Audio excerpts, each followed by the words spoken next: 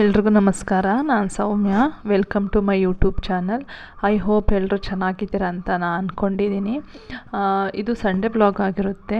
So Sunday ಆಗಿರೋದ್ರಿಂದ ಮನೇಲಿ non veg ಇದ್ದೇ ಇರುತ್ತೆ.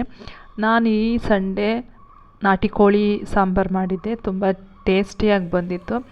ಈ ನಾಟಿ ಕೋಳಿನ ಕಟ್ ಮಾಡಿ ಕ್ಲೀನಾಗಿ ವಾಶ್ ಮಾಡಿ ಇಟ್ಕೊಂಡಿದ್ದೀನಿ.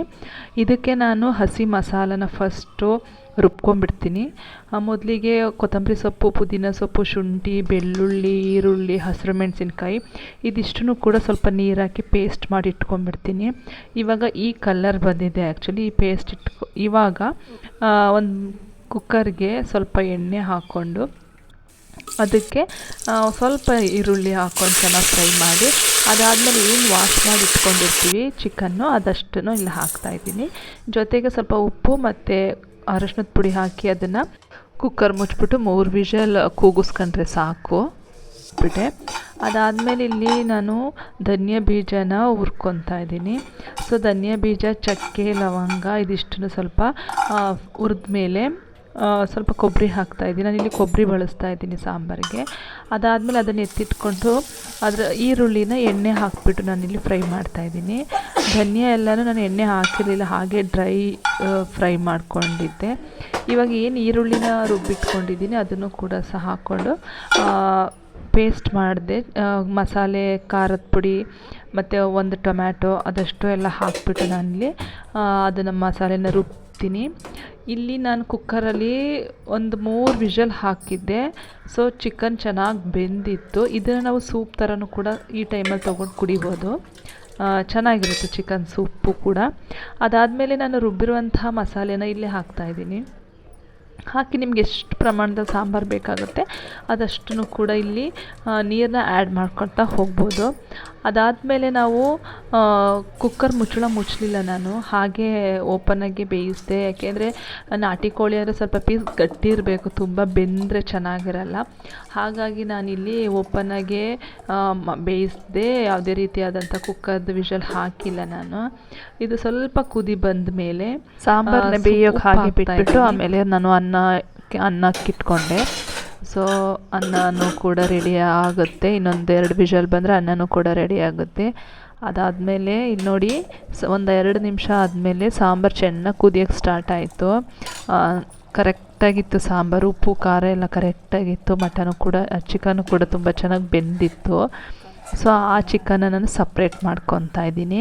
ಆ ಚಿಕನ್ನ ನಾನು ಜಸ್ಟ್ ಫ್ರೈ ಮಾಡ್ಕೊತಾ ಇದ್ದೀನಿ. ಸ್ವಲ್ಪ ಎಣ್ಣೆ ಹಾಕ್ಕೊಂಡು ಈರುಳ್ಳಿ, ಕರಿಬೇವು, ಸ್ವಲ್ಪ ಪೆಪ್ಪರ್ ಪೌಡ್ರು, ನಾವು ಮಸಾಲೆ ರುಬ್ಬಿದ್ವಲ್ಲ ಅದು ಸ್ವಲ್ಪ ರುಬ್ಬಿರೋದನ್ನ ಎತ್ತಿಟ್ಕೊಂಡಿದ್ದೆ. ಆ ರುಬ್ಬಿರೋ ಮಸಾಲೆನೂ ಕೂಡ ಹಾಕ್ತಾಯಿದ್ದೀನಿ. ಇಲ್ಲಿ ಟೊಮೆಟೊ ಹಾಕಿದೆ. ಅಂದರೆ ಸಾಂಬಾರಲ್ಲಿ ಪೀಸ್ನ ತಿನ್ಬೇಕಾದ್ರೆ ಸ್ವಲ್ಪ ಸಪ್ಪೆ ಅನಿಸುತ್ತೆ, ಅಷ್ಟು ಟೇಸ್ಟ್ ಅನಿಸಲ್ಲ. ಈ ಥರ ಪೀಸ್ನ ಎತ್ತಿಟ್ಬಿಟ್ಟು ನಾವು ಸ್ವಲ್ಪ ಮಸಾಲೆ ಹಾಕಿಬಿಟ್ರೆ ಟೇಸ್ಟ್ ಕೂಡ ತುಂಬ ಚೆನ್ನಾಗಿರುತ್ತೆ. ಸಾಂಬಾರು ಜೊತೆಗೆ ಮಟನ್ ಸಪ್ರೇಟಾಗಿ ತೆಗೆದಿಟ್ಟು ಈ ಥರ ಮಾಡ್ಕೊಳ್ಳೋದ್ರಿಂದ ಟೇಸ್ಟ್ ಕೂಡ ತುಂಬ ಚೆನ್ನಾಗಿ ಅನಿಸುತ್ತೆ. ಬಟ್ ನನಗೆ ಈ ಥರ ಇಷ್ಟ, ಸೊ ಹಾಗಾಗಿ ನಾನು ಮಾಡ್ತಾಯಿದ್ದೀನಿ. ಇವಾಗ ನೋಡಿ, ನಾನು ಏನು ಎತ್ತಿಟ್ಕೊಂಡಿದ್ದೆ ಚಿಕನ್ ಪೀಸಸ್ಸು ಸಾಂಬಾರಿಂದ ಎತ್ತಿಟ್ಕೊಂಡಿದ್ನಲ್ಲ ಅದನ್ನು ಇದಕ್ಕೆ ಹಾಕಿ ಮಿಕ್ಸ್ ಮಾಡ್ತಾಯಿದ್ದೀನಿ. ಆವಾಗ ಸ್ವಲ್ಪ ಖಾರ ಎಲ್ಲ ಚೆನ್ನಾಗಿ ಎಳ್ಕೊಳ್ಳುತ್ತೆ. ಜಸ್ಟ್ ಹಂಗೆ ಮಿಕ್ಸ್ ಮಾಡಿಬಿಟ್ಟು ಮುಚ್ಚಿಟ್ಬಿಟ್ಬಿಟ್ಟೆ. ಕೊನೆಯಲ್ಲಿ ಫೈನಲಾಗಿ ಕೊತ್ತಂಬರಿ ಸೊಪ್ಪನ್ನ ಆ್ಯಡ್ ಮಾಡಿದೆ. ಇವಾಗ ಚಿಕನ್ದು ಫ್ರೈ ಕೂಡ ರೆಡಿ ಆಯಿತು. ಮುದ್ದೆಗೆ ಇಟ್ಕೊತಾ ಇದ್ದೀನಿ. ಅನ್ನನೂ ಕೂಡ ರೆಡಿಯಾಗಿದೆ. ಮುದ್ದೆ ನಾನ್ ವೆಜ್ ಅಂತ ಅಂದಮೇಲೆ ಮುದ್ದೆ ಇರಲೇಬೇಕು. ಸೊ ಹಾಗಾಗಿ ನಾನು ಇಲ್ಲಿ ಮುದ್ದೆ ಮಾಡ್ಕೊತಾ ಇದ್ದೀನಿ. ಮುದ್ದೆ ಸ್ವಲ್ಪ ಬಿಸಿ ನೀರು ಕಾದ ತಕ್ಷಣ ಸ್ವಲ್ಪ ಪೌಡ್ರ್ ಹಾಕಿ ಅದನ್ನು ಮಿಕ್ಸ್ ಮಾಡಿ ಅದು ಕುದ್ದ ಮೇಲೆ ಇವಾಗ ನೋಡಿ ಅಂಬ್ಲಿ ಅಂತ ಕರಿತೀವಲ್ಲ, ಅಂಬ್ಲಿ ಬಂದ ಮೇಲೆ ನಮ್ಗೆ ಅದು ಎಷ್ಟು ಪೌಡ್ರ್ ಬೇಕಾಗುತ್ತೆ ಅಷ್ಟು ಪೌಡ್ರನ್ನ ಅಳತೆ ಕರೆಕ್ಟಾಗಿ ಹಾಕಿದರೆ ಇವಾಗ ಚೆನ್ನಾಗಿ ಕುದೀತಾ ಇದೆ. ಅದಕ್ಕೊಂದು 2 ಉಪ್ಪು ಹಾಕ್ಕೊಂಡು ಮುದ್ದೆ ತಿರ್ಗೋದ್ರಿಂದ, ಈಗ ತಿರ್ಗೋ ಟೈಮಲ್ಲಿ 1 ಉಪ್ಪು ಹಾಕ್ಕೊಂಡು ತಿರ್ಗೋದ್ರಿಂದ ಗಂಟಾಗಲ್ಲ ಅಂತ ಹೇಳ್ತಾರೆ. ಇವಾಗ ಫಸ್ಟ್ ಟೈಮ್ ಮುದ್ದೆ ಟ್ರೈ ಮಾಡೋರು ಸ್ವಲ್ಪ ತಿರ್ಗೋ ಟೈಮಲ್ಲಿ ನಾವು ಸ್ವಲ್ಪ ಉಪ್ಪು 2 ಉಪ್ಪನ್ನೇ ಹಾಕ್ಕೊಬೇಕು. 1 ಉಪ್ಪು ಹಾಕ್ಕೊತಾರೆ ಯಾವುದೇ ರೀತಿಯಾದ ಗಂಟಾಗ್ದೇ ಚೆನ್ನಾಗಿ ಬರುತ್ತೆ. ನಾನಿಲ್ಲಿ ಮುದ್ದೆ ಮಾಡ್ಕೊಂಡು ಚೆನ್ನಾಗೆಲ್ಲ ದಿಂಡಿಸ್ಕೊಂಡು ಮುದ್ದೆ ಕಟ್ತಾಯಿದ್ವಿ. ನಾವು ಹಾಸನವರಾಗಿರೋದ್ರಿಂದ ಮುದ್ದೆ ಮಾಡಿದ್ರೆ ಸ್ವಲ್ಪ ಎಕ್ಸ್ಪರ್ಟೇ. ಸೊ ಹಾಗಾಗಿ ಮುದ್ದೆ ಬೇಕೇ ಬೇಕು, ತಿನ್ನೋದಕ್ಕಾದರೂ ಅಷ್ಟೇ ನಮಗೆ ಡೈಲಿ ಮುದ್ದೆ ಇರಲೇಬೇಕು. ಯಾವುದೇ ಥರ ಸಾಂಬಾರು ಆಗಿದ್ರೂ ಕೂಡ ಮುದ್ದೆ ಬೇಕೇ ಬೇಕು. ಸೊ ಹಾಗಾಗಿ ಇಲ್ಲಿ ನಾನು ನನ್ನ ಮಕ್ಕಳಿಗೆ ಕೂಡ ಮುದ್ದೆ ಮಾಡ್ತಾಯಿದ್ದೀನಿ. ಮಕ್ಕಳು ಕೂಡ ಮುದ್ದೆ ತಿಂತಾರೆ, ಕೊಟ್ಟರೆ ತಿಂತಾರೆ. ಸೊ ಹಾಗಾಗಿ ಚಿಕನ್ ಸಾಂಬಾರಲ್ವ ಇಷ್ಟಪಟ್ಟು ತಿಂತಾರೆ. ಮುದ್ದೆನೂ ಮಾಡ್ಕೊಂಡಾಯಿತು. ಇವಾಗ ಸಾಂಬಾರು ತುಂಬ ಚೆನ್ನಾಗಿ ಬಂದಿತ್ತು. ನಾನು ಕೂಡ ಮಧ್ಯಾಹ್ನ ನಾಟಿ ಕೋಳಿ ಸಾಂಬಾರು, ಮುದ್ದೆ ಚೆನ್ನಾಗಿ ಒಳ್ಳೆ ಊಟ ತಿಂದ್ವಿ. ಊಟ ತಿಂದಾದಮೇಲೆ ಸ್ವಲ್ಪ ಹೊತ್ತು ರೆಸ್ಟ್ ಮಾಡಿಬಿಟ್ಟು, ಸಂಡೇ ಆಗಿರೋದ್ರಿಂದ ಮೆಟ್ರೋಗೆ ಹೋಗೋಣ ಅಂದ್ಬಿಟ್ಟು ಮೆಟ್ರೋಗೆ ಹೋದ್ವಿ. ಮೆಟ್ರೋದಲ್ಲಿ ಸ್ವಲ್ಪ ರೇಷನ್ ತರಬೇಕಿತ್ತು ಮನೆಗೆ. ಹಾಗಾಗಿ ಸಂಜೆ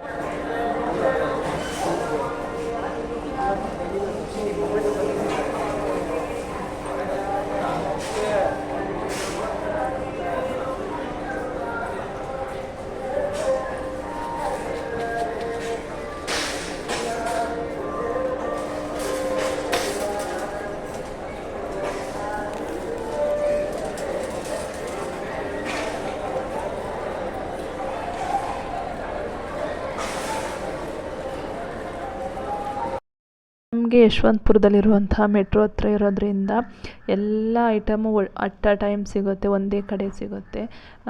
ಹಾಗಾಗಿ ಮೆಟ್ರೋ ಜಾಸ್ತಿ ಹೋಗ್ತೀವಿ, ರೆಗ್ಯುಲರಾಗಿ ನಾವು ಅಲ್ಲೇ ಹೋಗೋದು. ಸೊ ರೀಸನಬಲ್ ಇರುತ್ತೆ. ಕೆಲವೊಂದು ರೇಟ್ ಎಲ್ಲ ನೋಡಿದಾಗ ಕಂಪೇರ್ ಮಾಡಿದರೆ ಹೊರಗಡೆಗೆ ಇಲ್ಲಿ ರೀಸನಬಲ್ ಇರುತ್ತೆ. ಆ್ಯಂಡ್ ಎಲ್ಲ ಐಟಮ್ ಕೂಡ ನಮಗೆ ಒಟ್ಟಿಗೆ ಒಂದೇ ಜಾಗದಲ್ಲಿ ಸಿಗೋದ್ರಿಂದ ವರ್ತ್ ಅನಿಸುತ್ತೆ. ನಾವು ಮನೆಗೆ ಬೇಕಾದಂಥ ಐಟಮ್ಗಳನ್ನೆಲ್ಲ ತೊಗೊಂಡು ಅಲ್ಲಿಂದ ಬಂದ್ವಿ.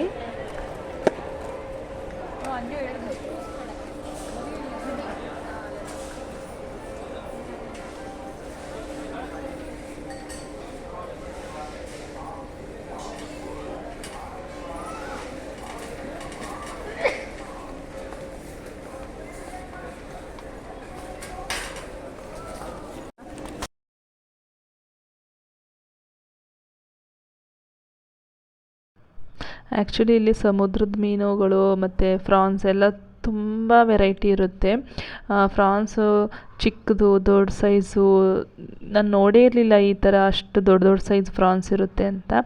ಸೊ ಇದೊಂಥರ ಚೆನ್ನಾಗಿರುತ್ತೆ. ಇಲ್ಲಿ ಯಾವ ಥರ ಐಟಮು ನಾವು ನೋಡದೇ ಇರೋಂಥ ಐಟಮ್ಗಳನ್ನ ನಾವಿಲ್ಲಿ ನೋಡ್ಬೋದು.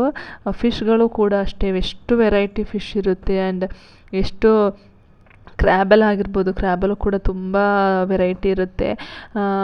ನೋಡೋದೇ ಒಂದು ಕ್ಯೂರಿಯಾಸಿಟಿ ಇರುತ್ತೆ. ಅದರ ಹೆಸರುಗಳು ತಿಳ್ಕೊಳ್ಳೋದಾಗಿರ್ಬೋದು, ಅಥವಾ ಅದ್ರ ಸೈಜ್ ಎಷ್ಟು ದಪ್ಪ ಇರ್ತವೆ ಅದೆಲ್ಲ ನೋಡೋದೇ ಒಂದು ಖುಷಿ ಅನಿಸುತ್ತೆ. ನಾವು ಕೂಡ ಇಲ್ಲಿ ಒಂದು ಫಿಶ್ಶು ಮತ್ತು ಫ್ರಾನ್ಸು ಎರಡೂ ಕೂಡ ತೊಗೊಂಡ್ವಿ ಅವತ್ತು.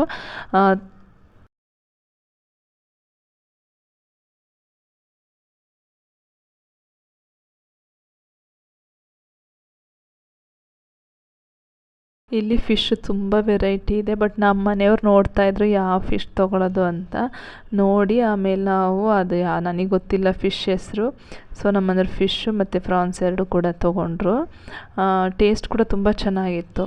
ಅದಾದಮೇಲೆ ಮನೆಗೆ ಬೇಕಾದಂಥ ಎಲ್ಲ ಗ್ರಾಸರಿನ ತೊಗೊಂಡು ಕೊನೆಗೆ ಮನೆ ಕಡೆ ಹೊರಟ್ವಿ.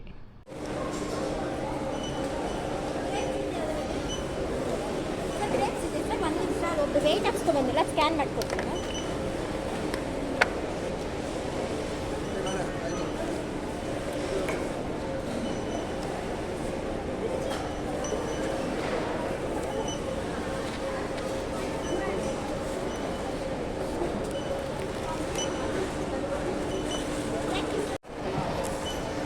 ಇದಾಗಿತ್ತು ಭಾನುವಾರದ ವ್ಲಾಗ್. ಈ ವಿಡಿಯೋ ನಿಮಗೆಲ್ಲ ಇಷ್ಟ ಆಗಿದ್ರೆ ಪ್ಲೀಸ್ ಲೈಕ್ ಆ್ಯಂಡ್ ಕಮೆಂಟ್.